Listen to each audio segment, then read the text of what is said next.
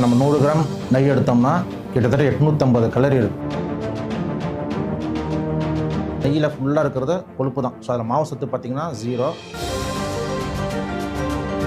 நீங்கள் ஒரு நாளைக்கு 10 ஸ்பூன் நெய் எடுக்கிறீங்கன்னா கிட்டத்தட்ட உங்களுக்கு 600 கலரி கிடச்சிடும். ஸோ 600 கலரின்றது நெய்யில் மட்டுமே யோசிச்சு பாருங்கள். அது இல்லாமல் நீங்கள் ஃபஸ்ட்டு கொழுப்பு கெட்டது கிடையாதுன்னு சொன்னேன். இப்போ அடுத்தது சேச்சுரேட்டட் ஃபேட்னாலே ஃபுல்லாக கெட்டது கிடையாது. எனக்கு என்ன தெரியும், வீடியோ போடுறான்.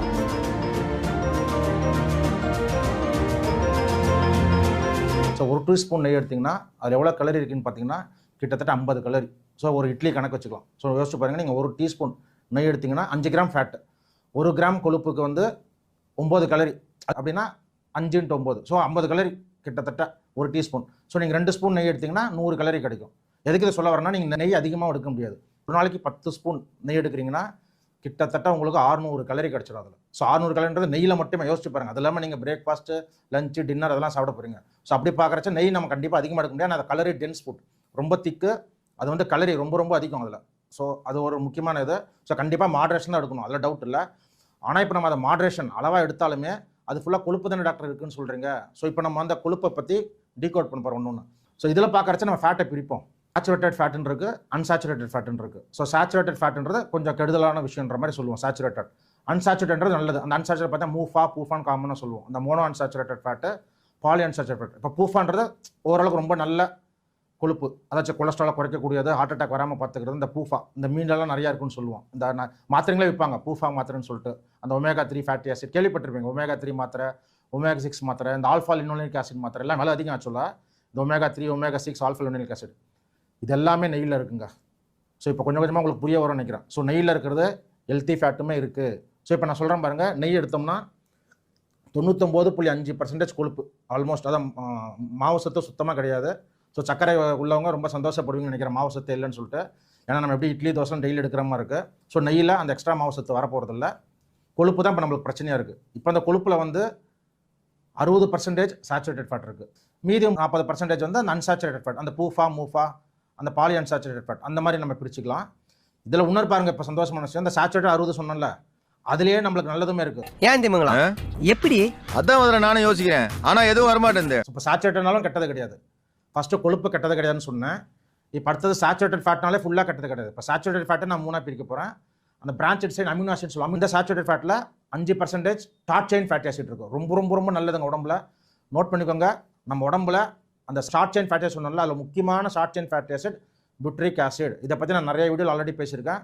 புட்ரிக் ஆசிட் ஒரு அருமையான காம்பவுண்டு, நம்ம உடம்புக்கு ரொம்ப தேவையான காம்பவுண்டு புட்ரிக் ஆசிட். 5% தான் இருக்குது, பட் இருந்தாலும் நம்மளுக்கு கிடைக்குது. ஏன் 5% நம்மளுக்கு ரொம்ப முக்கியம்னு பார்த்தீங்கன்னா, மற்ற எந்த உணவுப் பொருட்கள் எடுத்தாலும் இந்த அளவுக்கு புட்ரிக் ஆசிட் கிடைக்கிற உணவு நெய்யில் இருக்கிற அளவுக்கு பெருசாக எந்த உணவுலையும் இல்லை. ஸோ நெய், இப்போ நம்ம எல்லா உணவுலையுமே எதில் உங்களுக்கு புட்ரிக் ஆசிட் அதிகமாக இருக்குது அப்படின்னு நீங்கள் சொன்னீங்கன்னா ஆன்சர் வந்து நெய் தான். ஸோ 5% புட்ரிக் ஆசிட் தான் இருக்குனாலுமே அந்த 5% நம்மளுக்கு ரொம்ப முக்கியமானதாக இருக்குது. புட்ரிக் ஆசிட் பார்த்தீங்கன்னா அது வந்து short chain fatty acid. So short chain fatty acid நம்ம குடலுக்கு ரொம்ப நல்லது. குடலுக்கு தேவையான ஒரு உணவுப் பொருள் ஷார்ட் செயின் ஃபேட்டி ஆசிட். நம்மளுக்கு 2 மூளை இருக்குங்க. இந்த மூளை இல்லாமல் குடல் வந்து நம்மளுக்கு 2வது மூளை. எப்பவுமே நம்ம குடலும் மூளையும் பேசிக்கிட்டே இருக்கும் 24 மணி நேரமும். ஸோ உங்கள் குடல் நல்லா இருந்தால் தான் உங்கள் மூளை நல்லாயிருக்கும், உங்கள் குடல் நல்லா இருந்தால் தான் உடம்பே நல்லாயிருக்கும். அதனால தான் நிறைய பேர் சொல்லுவாங்க, நீங்கள் உங்கள் குடலை நல்லா பார்த்துக்கிட்டாலே உங்களுக்கு எந்த வியாதியுமே வராதுன்னு சொல்லுவாங்க. அப்படியாப்பட்ட குடலை பார்த்துக்கிற புட்ரிக் ஆசிட் நம்ம நெய்யில் இருக்குது. இப்போ அதே மாதிரி நீங்கள் கேள்விப்பட்டிருப்பீங்க, நம்ம வயிறுக்கு அந்த ஃபைபர் நார் சத்து எடுத்தால் நம்ம வயிறுக்கு நல்லது, உடம்புக்கு நல்லது, சுகரை குறைக்குது, கொலஸ்ட்ராலை குறைக்குதுன்னு கேள்விப்பட்டிருப்பீங்க. அந்த நார் சத்து ஏன் நம்மளுக்கு வயிறுக்கு நல்லது? அந்த நார் சத்துலேருந்து வயிறில் இருக்கிற அந்த நுண்ணுயிர்களுக்கு எனர்ஜி என்னன்னு பார்த்தீங்கன்னா நார் சத்து, ஃபைபர். அந்த நுண்ணுயிர்கள் மைக்ரோபயோட்டா அது வந்து நார் சத்தை எடுத்துக்கிட்டு அதை என்ன உற்பத்தி பண்ணணும் பார்த்தீங்கன்னா short chain fatty acid produce பண்ணணும். அந்த ஷார்ட் செயின் ஃபேட்டி ஆசிட் தான் உங்கள் கொலஸ்ட்ராலை குறைக்கிறதுக்கோ, உங்கள் ரத்த கொழுப்பை குறைக்கிறதுக்கோ, இல்லை உங்கள் ரத்த சர்க்கரையை குறைக்கிறதுக்கோ ஹெல்ப் பண்ணுறது. ஆனால் நெய்யில் டேரெக்டாகவே இருக்குது. ஸோ உங்கள் நுண்ணுயிர்கள் ப்ரொடியூஸ் பண்ண போகிறதில்ல. நான் நெய்யை கொடுத்து நுண்ணுயிருக்கு அந்த நெய்யை கொடுத்து அந்த ஷார்ட் செயின் ஃபேட்டி ஆசிட் நான் கொடுத்துட போகிறேன் நெய்க்கு. ஸோ குவான்டிட்டி கம்மியாக தான் இருக்குது, பட் இருந்தாலும் ஒரு பெனிஃபிட் சொல்கிறேன். அது இல்லாமல் புட்ரிக் ஆசிட் என்ன பண்ணுது பார்த்தீங்கன்னா நம்ம ஸ்கின் க்ளோ ஆகிறதுக்கு ரொம்ப ஹெல்ப் பண்ணுது. அப்புறம் பார்த்தீங்கன்னா நெய்யில் வந்து எல்லா ஃபேட் சாலபிள் விட்டமின்ஸ் இருக்குங்க. Vitamin A, vitamin D, vitamin E, vitamin K, இதெல்லாமே நெய்யில் இருக்குது. ஸோ விட்டமின் ஏ ஆப்வியஸ்லாக கண்ணுக்கு ரொம்ப நல்லது. விட்டமின் டி போன்ஸ் சொல்கிறோம்ல, அந்த போன்ஸ் எலும்புக்கு, ஸோ எலும்புக்குமே விட்டமின் டி தேவைப்படும். அப்புறம் விட்டமின் இ ஆன்டி ஆக்சிடென்ட்ன்றது நம்ம உடம்புக்கு ரொம்ப தேவையான பொருள். சரி டாக்டர் கரெக்டாக புட்ரிக் ஆசிட் இருக்குன்ட்டீங்க, எல்லாம் எக்ஸ்பிளைன் பண்ணீங்க, ஷார்ட் செயின் ஃபேட்டி ஆசிட் இதில் இருக்குன்னு. ஆனால் லாங் செயின் ஃபேட்டி ஆசிட் இருக்கா டாக்டர், அது பிரச்சனை பண்ணாதான்னு கேட்குறீங்க, புரியுது. So long chain fatty acid நான் சொன்ன மாதிரி கொலஸ்ட்ரால் அதிகப்படுத்த போது, எல்டிஎல் எப்பவுமே நம்மளுக்கு ரொம்ப அதிகமாக இருக்கக்கூடாது, எல்டிஎல் இது கொஞ்சம் அதிகமாக்குது லாங் செயின் ஃபேட்டி ஆசிட்.